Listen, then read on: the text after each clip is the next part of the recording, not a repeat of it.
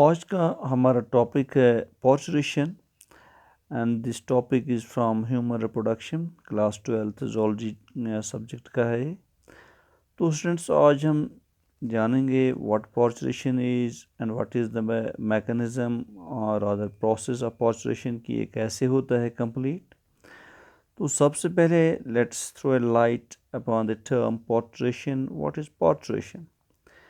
तो पार्चुरेशन को हम ऐसे डिफाइन करते हैं यहाँ पे the process of expelling out the full term young one from the mother's uterus at the end of gestation period is known as parturition.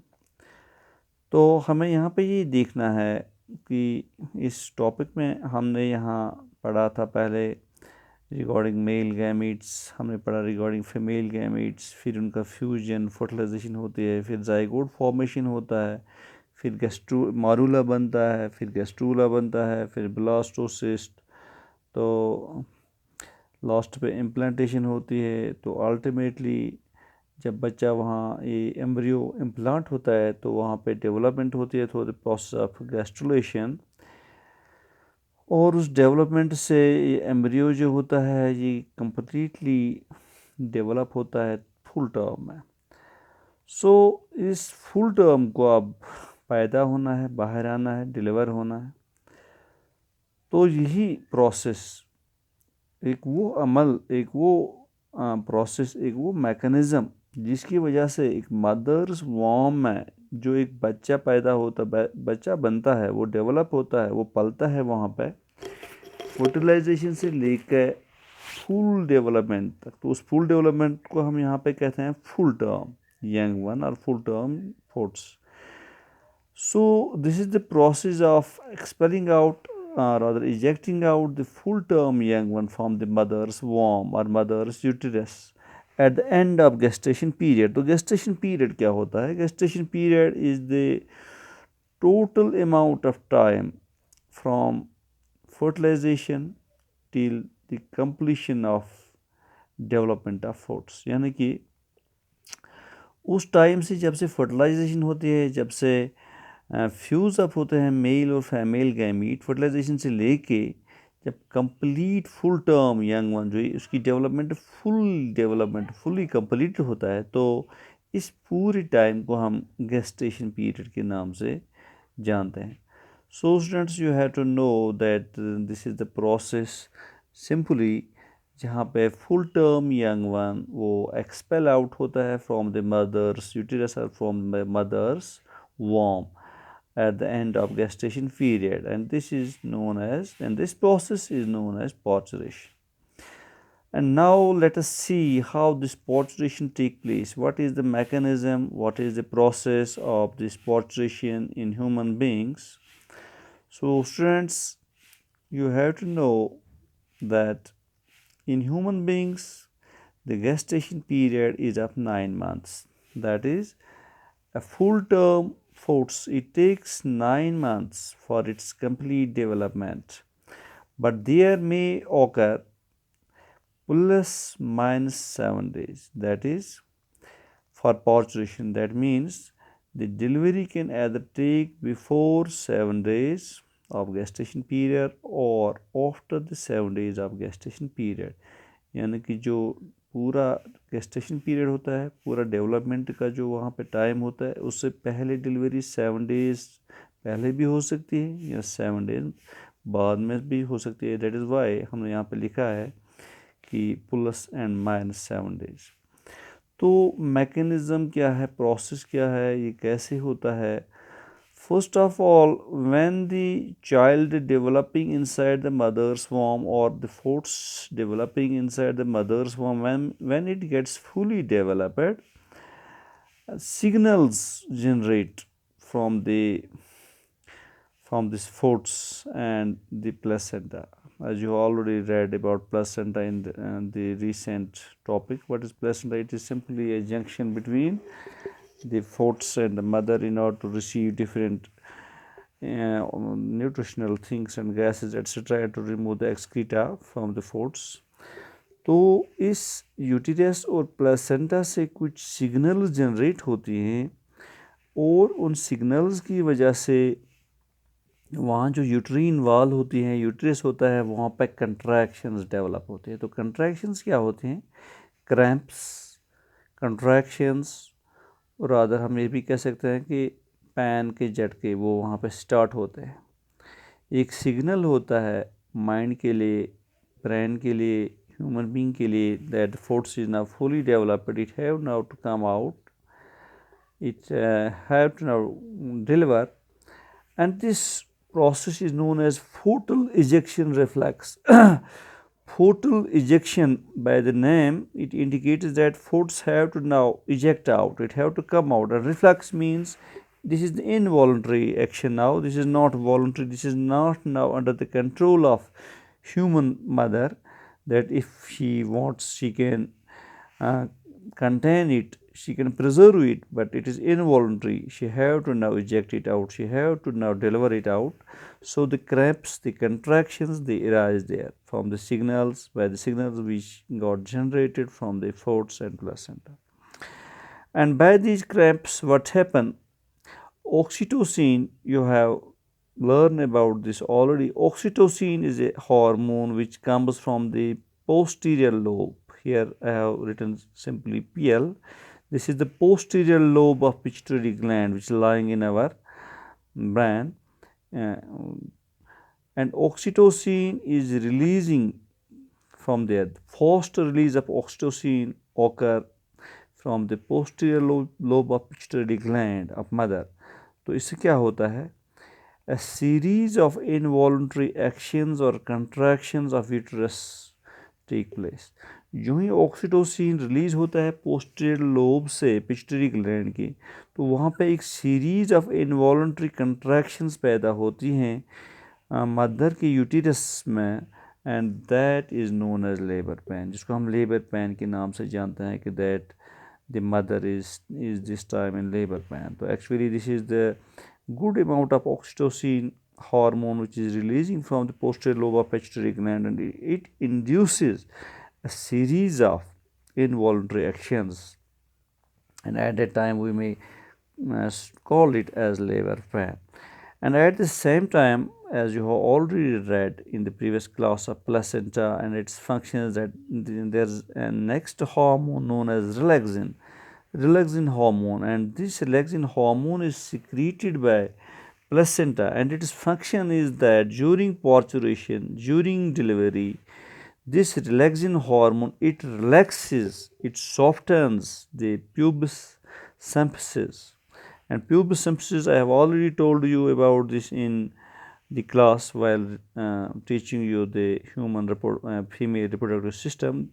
This is the surrounding area of flexible surrounding, soft surrounding area of female genital tract, and it gets softened, it gets flexible by the release of relaxin hormone which is secreted by placenta here. And the main function of this relaxin is here, it helps in the uterine dilation, that inside this mother's womb or inside the female genital tract there lies our uterus, uterine wall, that gets dilated, that gets softened.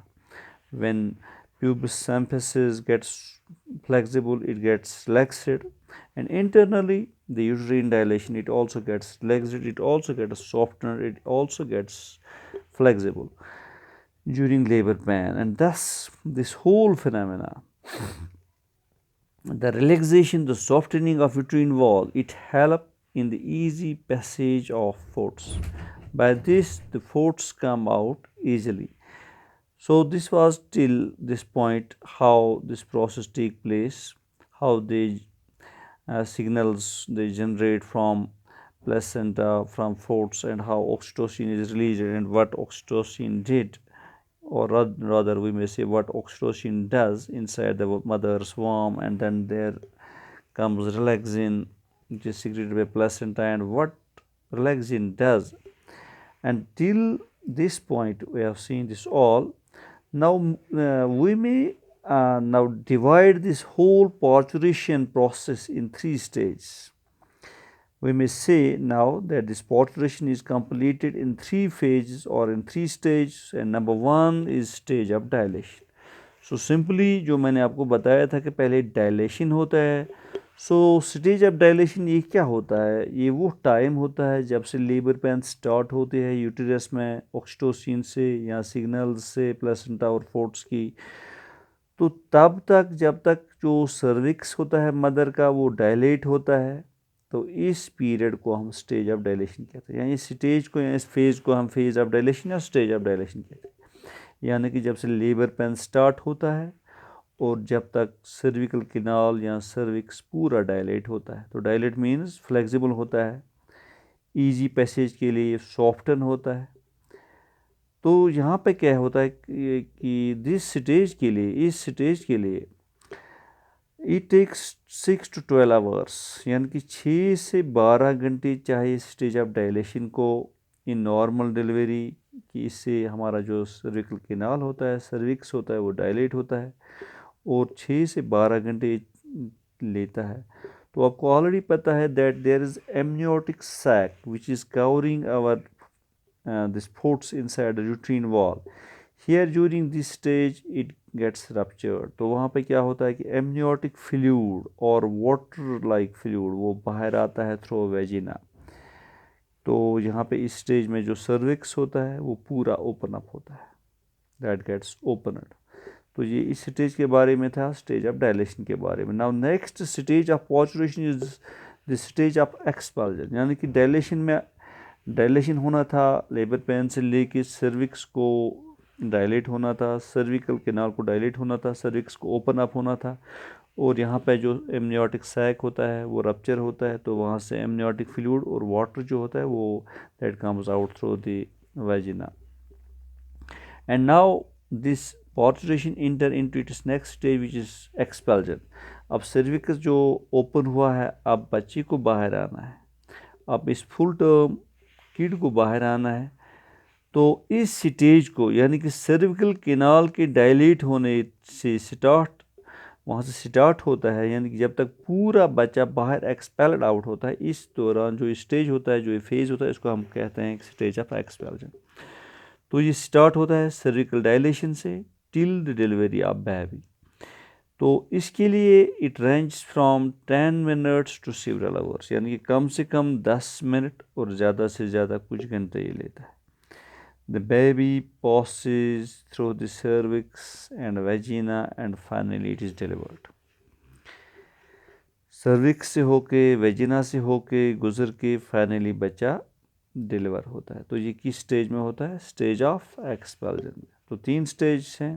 पहला वाला stage of dilation, वहाँ पे जो cervical labour pain से लेके cervix का जो dilate होना है और सर्विक्स की जो ओपनिंग होती है वो पूरा ओपन अप होता है बाहर से और एमनियोटिक फ्लूइड वहाँ से बाहर आता है, क्योंकि एमनियोटिक सैक जो होता है कवर किए हुए इस फोर्ट्स को वो रप्चर होता है।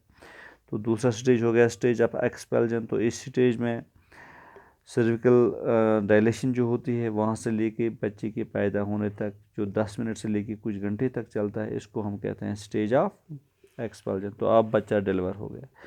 तो अब लास्ट स्टेज यहाँ पे है, that is known as post expulsion stage, post delivery stage. तो उस स्टेज को हम प्लेसेंटल स्टेज के नाम से पुकारते हैं, यानी कि जब पैदा हुआ अब एक लास्ट स्टेज को आना है, उसको बोलते हैं प्लेसेंटल स्टेज।